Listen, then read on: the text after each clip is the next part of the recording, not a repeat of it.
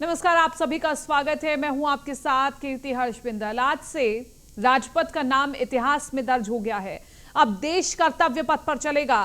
PM Modi ने राष्ट्र नायक नेताजी सुभाष चंद्र बोस की विशाल मूर्ति का अनावरण करने के साथ ही कर्तव्य पथ का शुभारंभ किया।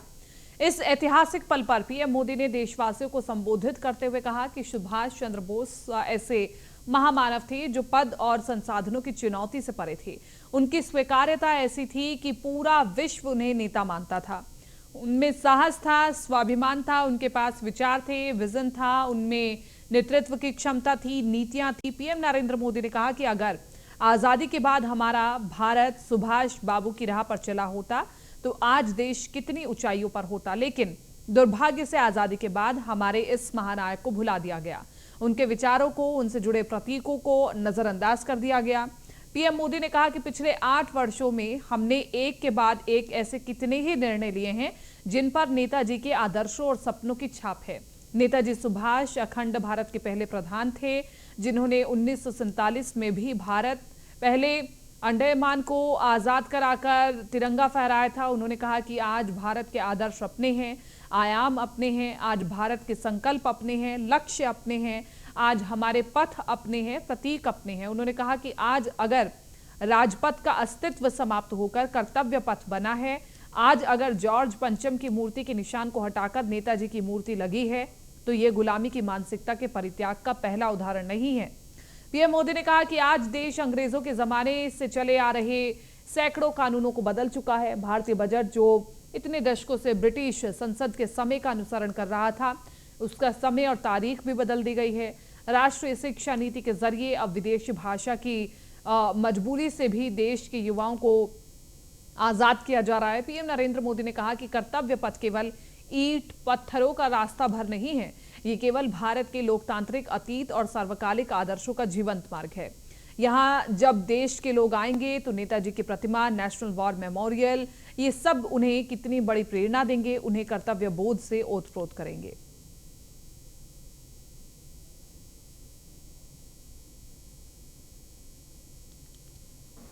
देश को आज एक नई प्रेरणा मिली है, नई ऊर्जा मिली है।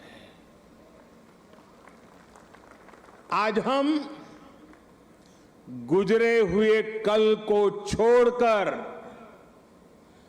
आने वाले कल की तस्वीर में नए रंग भर रहे हैं। आज जो हर तरफ ये नई आभा दिख रही है, वो नए भारत के आत्मविश्वास की आभा है। गुलामी का प्रतीक किंग्स वे यानी राजपथ आज से इतिहास की बात हो गया है, हमेशा के लिए मिट गया है। आज कर्तव्य पथ के रूप में नए इतिहास का सृजन हुआ है। मैं सभी देशवासियों को आजादी के इस अमृत काल में गुलामी की एक और पहचान से मुक्ति के लिए बहुत बहुत बधाई देता हूं। साथियों, आज इंडिया गेट के समीप हमारे राष्ट्र नायक नेताजी सुभाष चंद्र बोस की विशाल प्रतिमा भी, मूर्ति भी स्थापित हुई है। गुलामी के समय यहां ब्रिटिश राज सत्ता के प्रतिनिधि की प्रतिमा लगी हुई थी। आज देश ने उसी स्थान पर नेताजी की मूर्ति की स्थापना करके आधुनिक और सशक्त भारत की प्राण प्रतिष्ठा भी कर दी है।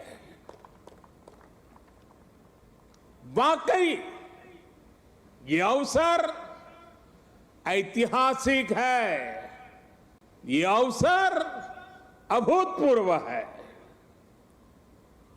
हम सभी का सौभाग्य है कि हम आज का ये दिन देख रहे हैं, इसके साक्षी बन रहे हैं।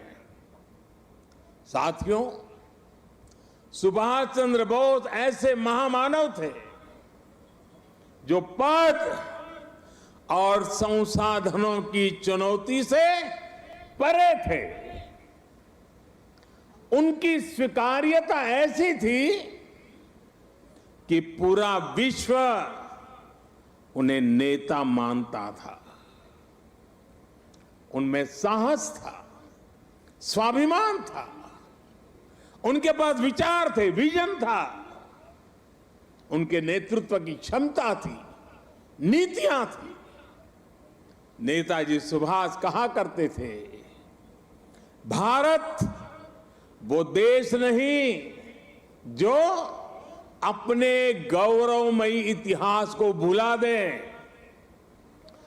भारत का गौरवमयी इतिहास हर भारतीय के खून में है, उसकी परंपराओं में है। नेताजी सुभाष भारत की विरासत पर गर्व करते थे और भारत को जल्द से जल्द आधुनिक भी बनाना चाहते थे। अगर आजादी के बाद हमारा भारत सुभाष बाबू की राह पर चला होता तो आज देश कितनी ऊंचाइयों पर होता। रेल मंत्री अश्विनी वैष्णव ने प्रेस कॉन्फ्रेंस करते हुए कहा कि प्रधानमंत्री के गति शक्ति फ्रेमवर्क को इंफ्रास्ट्रक्चर के मोड को इंटीग्रेटेड मोड में प्लान करना है और जितनी भी मेजर इंफ्रास्ट्रक्चर डिपार्टमेंट है, रेलवे, हाईवे, पाइपलाइन, इन सब डिपार्टमेंट में 3 तरह के इंटरवेंशन कर रहे हैं और गति शक्ति का लक्ष्य प्लानिंग के समय दिक्कत दूर हो। जितने भी मेजर इंफ्रास्ट्रक्चर प्रोजेक्ट डिपार्टमेंट्स हैं,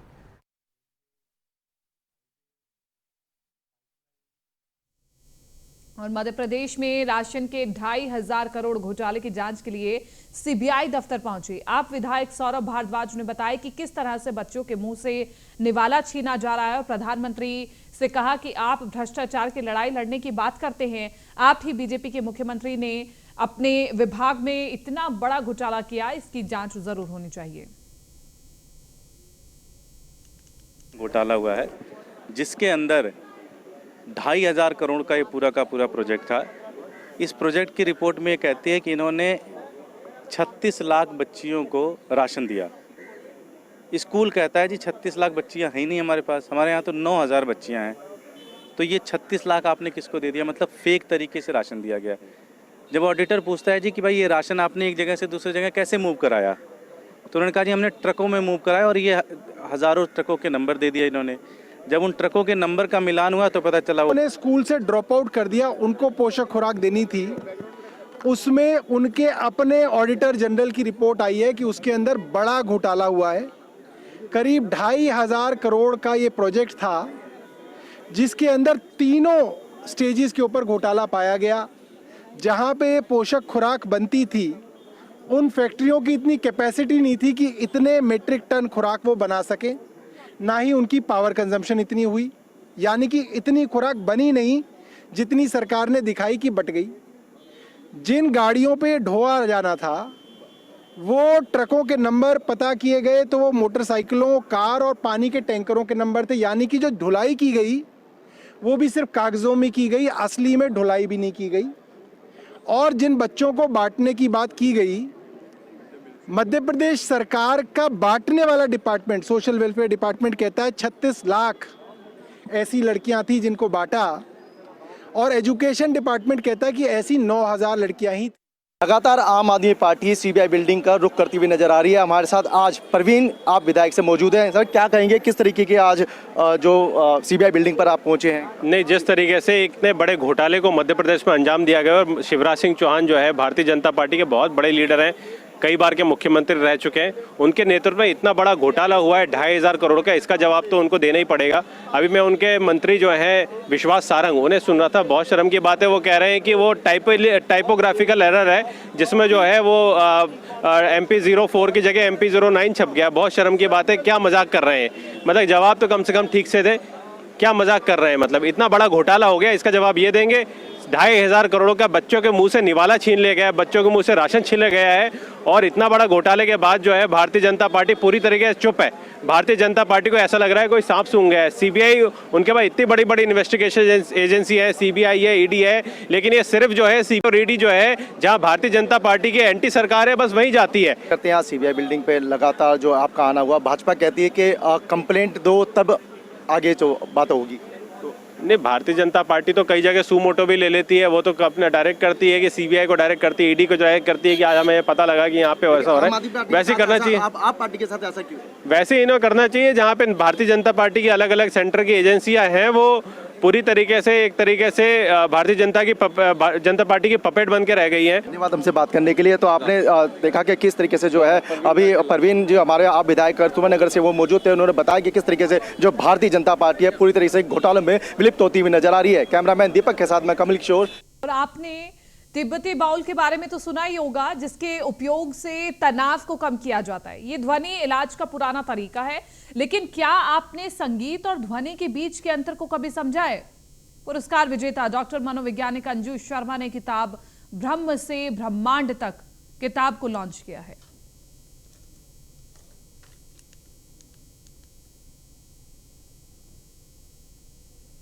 और दिल्ली के मंगोलपुरी E और D ब्लॉक के बीच बना स्विमिंग पूल, जो तकरीबन 15 साल पहले बन गया था। और सबसे खास और दिलचस्प ये भी कि एक बार भी इसका इस्तेमाल नहीं किया गया। 15 साल के अंदर बिल्डिंग बिल्कुल खंडर हो चुकी है, और इसी के साथ साथ जनता का पैसा भी बर्बाद हो रहा है। ऐसे में सोचने वाली बात जरूर है कि लाखों करोड़ों रुपयों में ऐसी बिल्डिंग को बनाने में, तैयार करने में लगते हैं। लोगों का कहना यह भी है कि ये किसी भी तरह से इस्तेमाल के अंदर नहीं आ रही है, बल्कि यहाँ अवैध कब्जा और नशे के अवैध गतिविधियां यहाँ पर होती रहती हैं।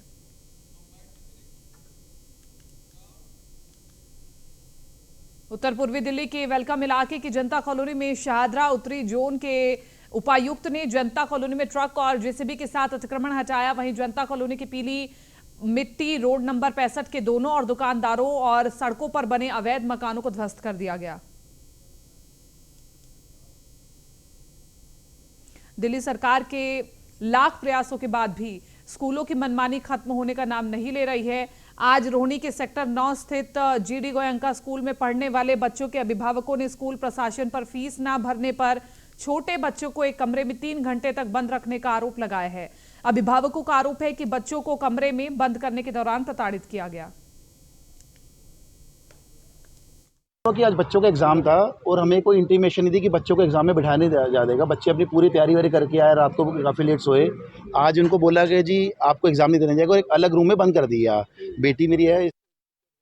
दिल्ली के मंगोलपुरी ब्लॉक इलाके में जहां गणपति जी की प्रतिमा लगाई गई थी गणपति पूजन के लिए, और अब कुछ ही समय बाद गणपति जी को विसर्जित भी किया जाएगा। और ऐसे में चोरों ने भगवान की मूर्तियों पर ही हाथ साफ करना शुरू कर दिया। तस्वीरें आप CCTV में देख सकते हैं।